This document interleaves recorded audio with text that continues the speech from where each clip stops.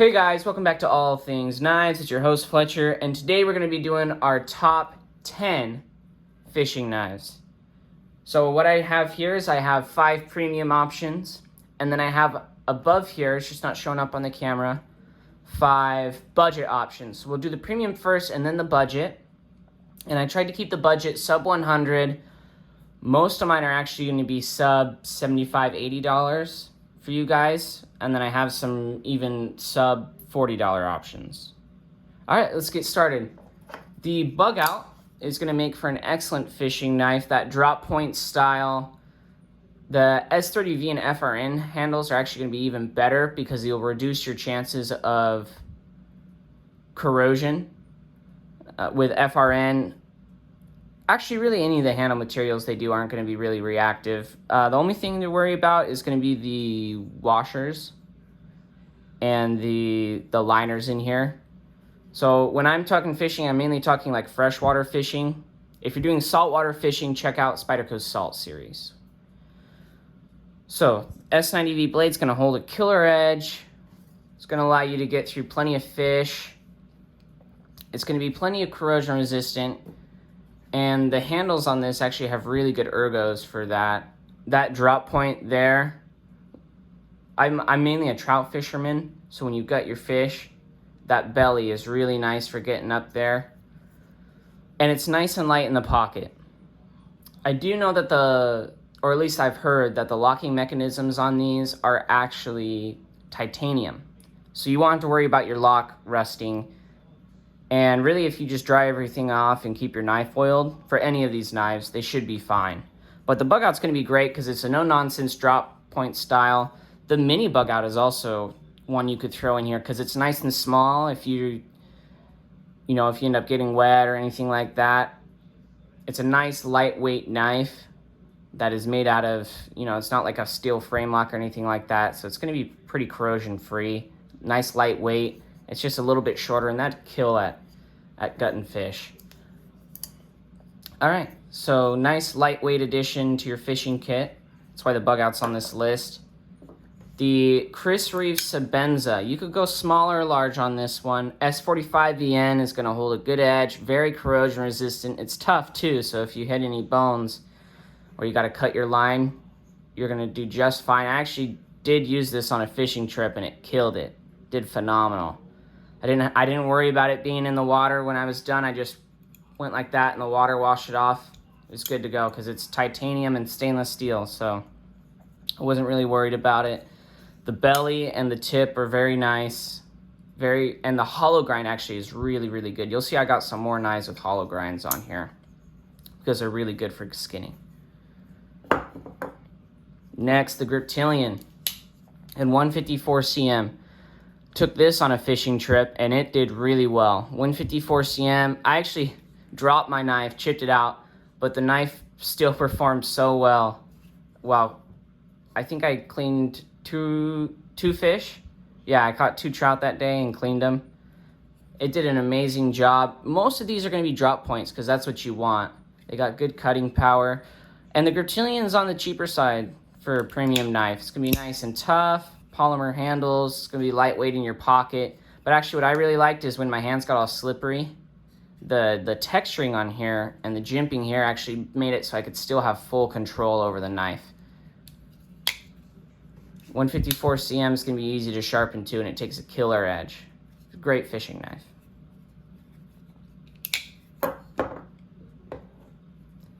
All right. The Essie Azula 2 is a good fishing companion. I have gutted fish with this. It is $10.95, but I just put some EDCI on it, and it does pretty well. The reason this is here as fishing knives is because this is a good all-purpose knife. If you were fishing and then you came into some stuff that you had to do that was kind of heavy duty, this is a nice compact option to have on your belt to carry all day that can do it all. I mean, it's $10.95, so it's easy to sharpen. It won't hold the edge the longest, but it's a good field knife in the fact that it's easy to maintain, it's tough, and its edge doesn't dull too quick. It still holds it. And so I always take this or another fixed blade with me fishing just in case something happens and I need a fixed blade.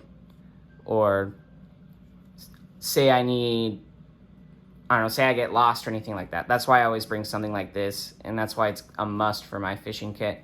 It also does a really good job all the other tasks while fishing. You could sub the S35VN version for this one, and that would do amazing as a fishing knife. Yeah, this knife is awesome because I carry it like this, and whenever I need to cut some string, I just draw it out of the holster and then pop it right back in.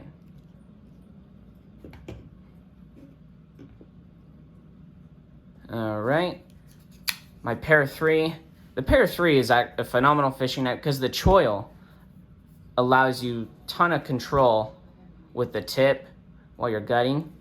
And the G10 is really, really good because when your hands get all slippery, that peel ply texture your hands grip on. Skinny mod or not, this knife will perform well as a fishing knife. It's going to be reliable. The phosphor bronze washers and the compression lock are a nice strong lock. This would be a good convenient knife to just have in your pocket while you're fishing. The full flat grind makes it perform really well at any cutting task. And the severe nature of their drop point slash clip point, that tip is actually really nice so you don't puncture anything inside of the fish while you're gutting them. Very nice and smooth, cuts the line very easily. Really no complaints from the Para 3 as a fishing knife. And that extra level control over the blade is really, really, really nice. Because on trout, when you get behind them, you get them all gutted, there's their intestine, and that you kind of have to dig out, and that's a lot of tip work. And that's why the Para 3 is on this, is because it's, especially in crew wear, the tip is tough, but it'll help you get in there and you can control it nice and easy without cutting yourself. All right, so let's move our premium options and let's get to our budget options.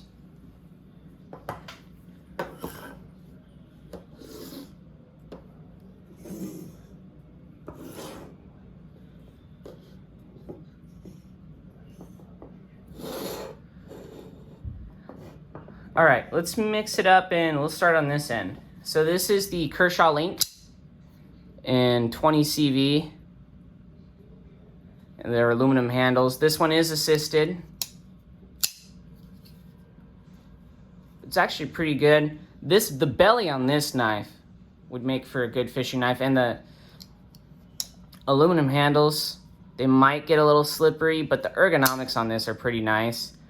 But I figured it'd be a good budget option because you got belly over the whole length of the blade, which means if you do filleting, right, versus just gutting them out, this will be good because you'll have that slicing power going this way.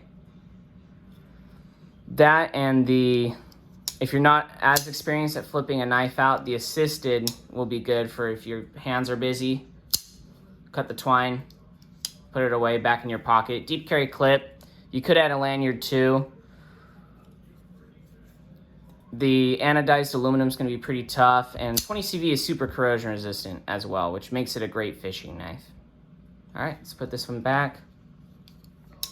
Got another flipper, but this one is in the Civivi Elementum with the D2. This one's included because the hollow grind, again, is going to make it really good for gutting tasks after your fishing day, right? That hollow grind's going to cut really well. D2 isn't super corrosion resistant, but if you keep it oiled and wiped down, I think it'll perform pretty well. I've never had any rusting issues with D2.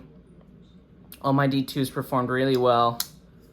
This is a nice lightweight knife. Micarta. Micarta is really nice while your hands are wet.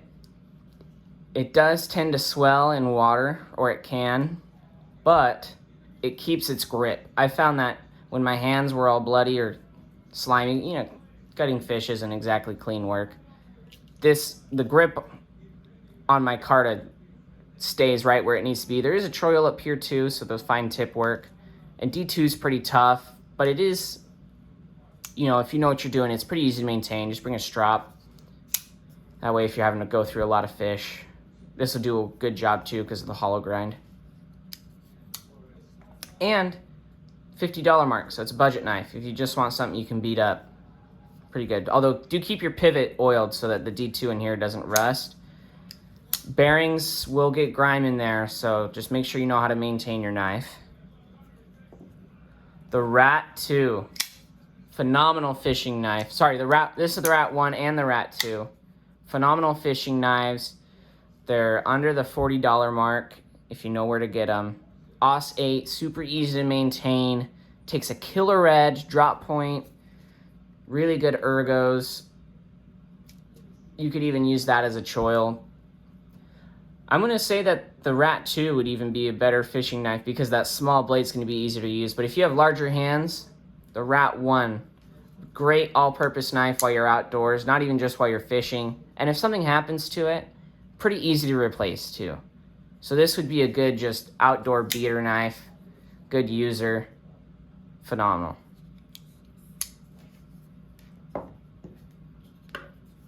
All right, let's get on to the Spyderco Andela. This one comes in at around 84. I got mine like 10% off at White Mountain Knives using one of their discount codes. So this one only came in at, I think, $75 for me. VG10 is a really good just stainless steel for outdoor purposes, and the fact that it's easy to maintain, it's corrosion resistant, and it strops back really easy. So say you're going through a lot of fish, you feel your knife start to dull, just put it back on the strop, it's right back to razor sharp.